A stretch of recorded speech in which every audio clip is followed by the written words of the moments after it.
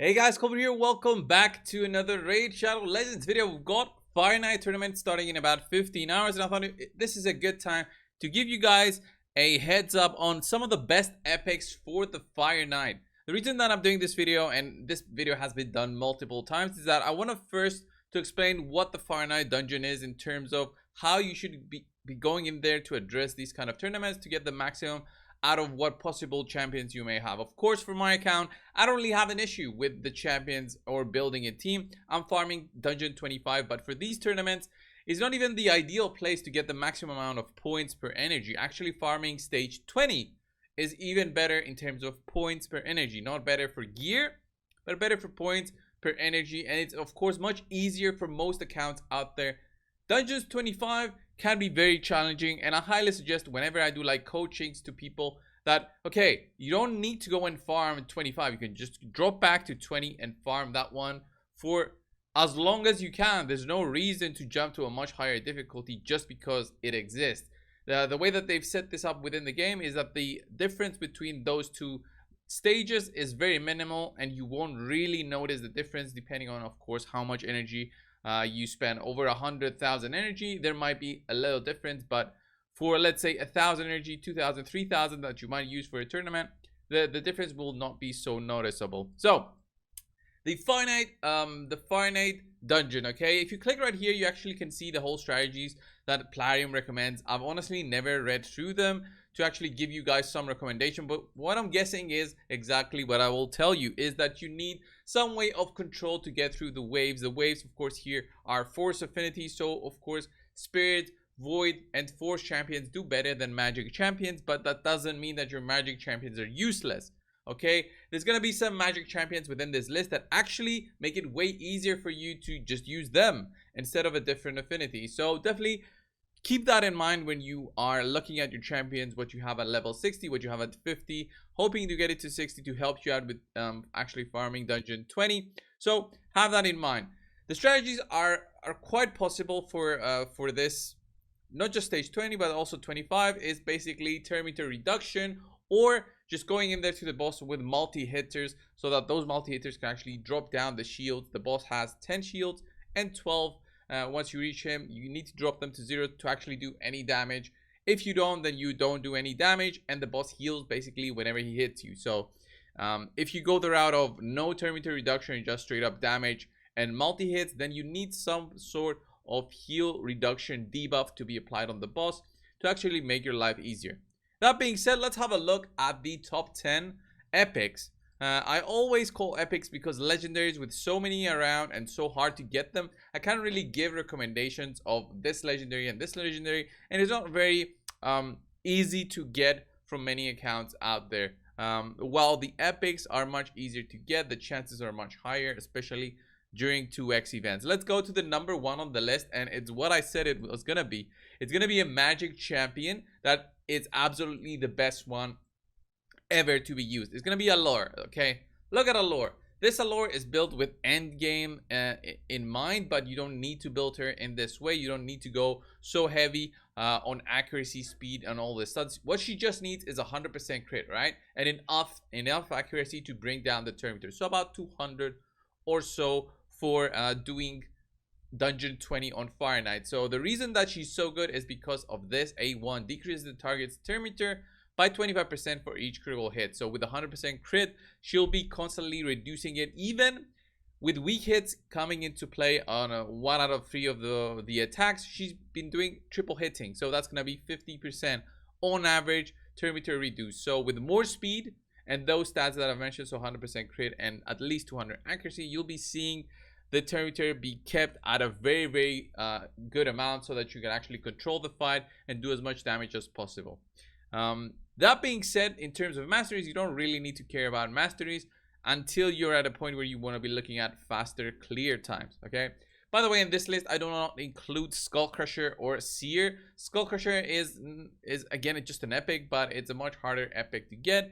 Skull Crusher is very good because he does provide a counter attack buff, but I did not include it as a best because I think that counter attack buffs make the runs way longer than they can be compared to some other ways to clear the waves. And also I don't include Seer because Seer is like a cheat when using her for dungeons, and especially dungeons 20. So next one on the list is going to be Archmage Helmute. Okay, Archmage Helmute is a much harder one of the epics to get, but still needs to be included here because he's usually included with Seer. Okay, people see him as a Seer activator because of the amount of buffs that he has, but the reason that I believe he's so good even without a Seer available to yourself is because of this. A2 attacks one enemies, also attacks all other enemies.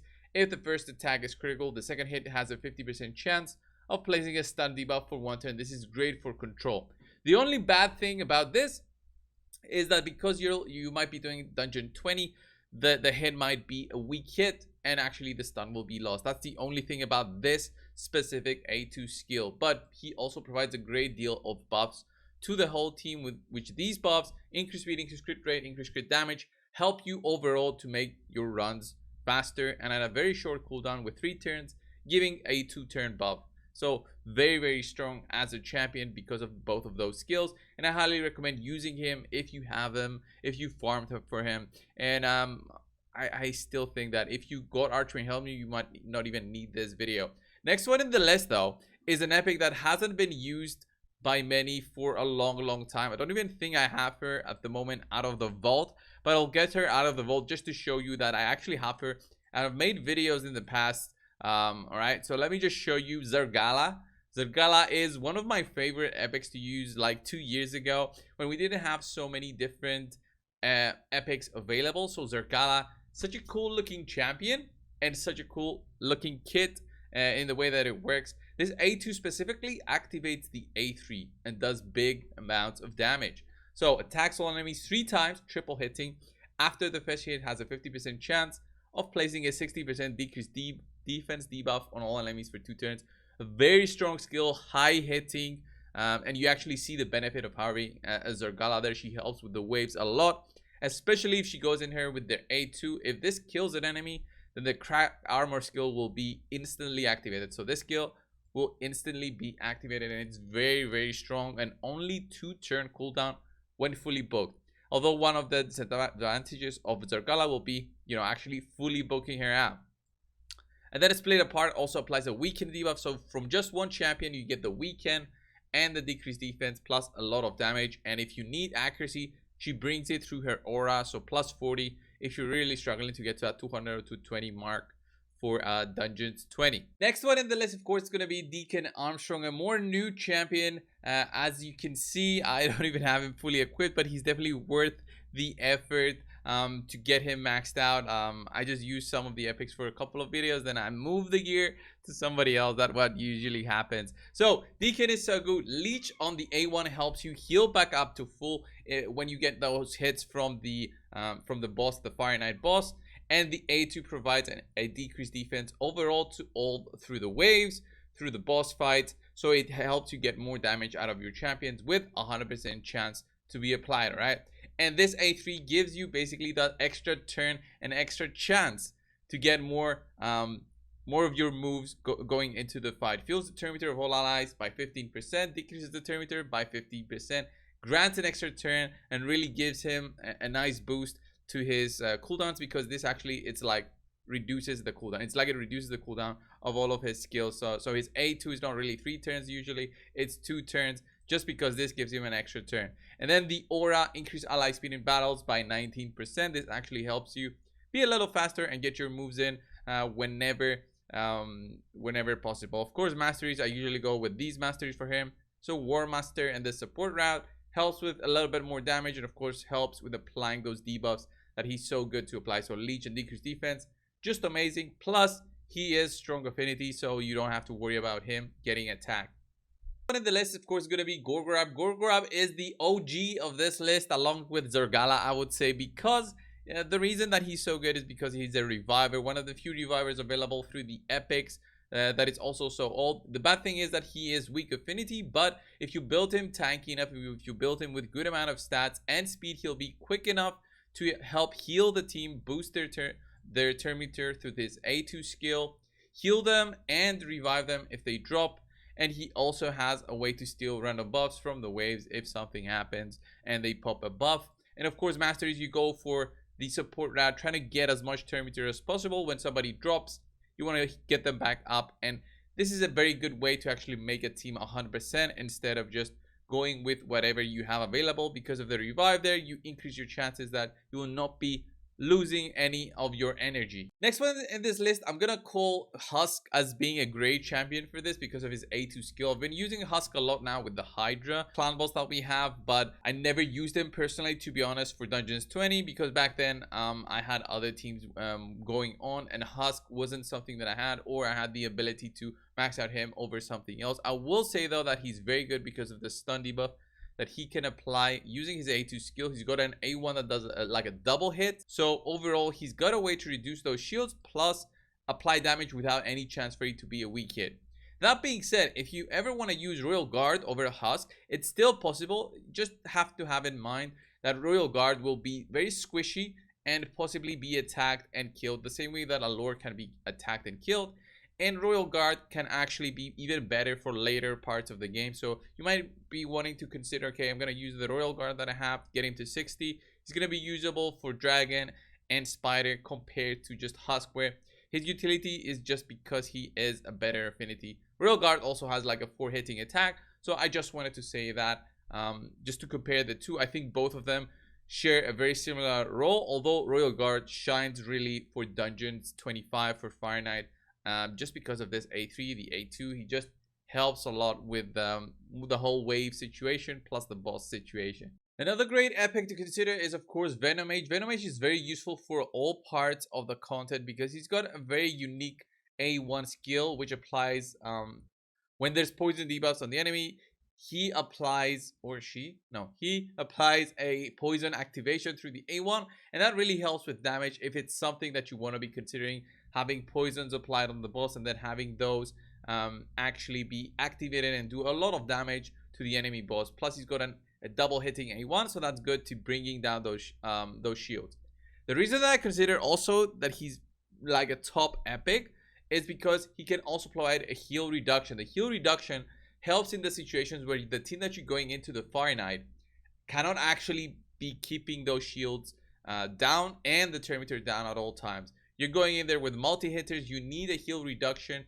He applies it at 100% chance plus the poisons, so you know that the runs will have to depend on a more tanky team, and he provides it through this. The heal reduction also provides a reduction of damage dealt by the boss by 15%, so definitely worthy of being used in the Fire Knight dungeon. That being said, bad affinity always has that 1 out of 3 chances to be a weak hit, so you have to have that in mind if you ever want to consider him as your only chance of beating the Fire Knight, is that the weak hits can be coming into play and actually cause you to lose the runs. But that's not always the case. It depends on how tanky your team is overall, and you can actually recover from even just the worst of luck. Next one in the list is the MVP of Dwarves. Geomancer is the man of the year, I would say. With Hydra coming in, you cannot have an account with Geomancer and not use him everywhere that you can, especially the Hydra. Very strong champion. I've got 3 maxed out.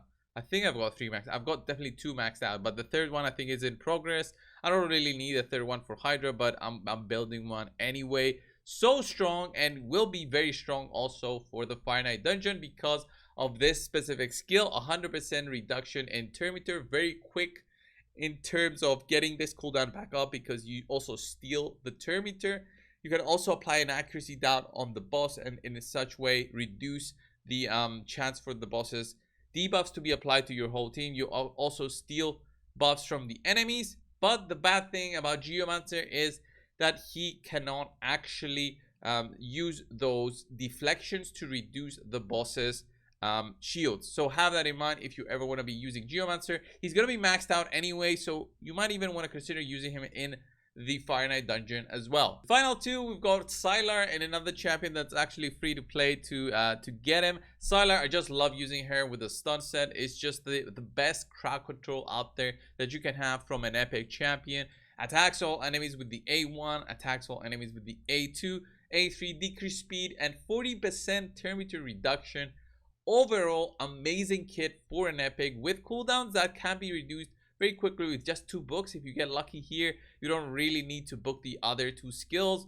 Maybe the A2 so you have a reduced cooldown, but I would just not really worry about the A2. If you get lucky with the 2 books, you're set with Zylar. She's gonna be your crowd control master and get you through to the boss, where your rest of the team has to take charge and actually beat down the boss. Final one on the list, and I'm really surprised I didn't have one maxed out. Grush the Mangler. I've used this guy many times before in takeovers.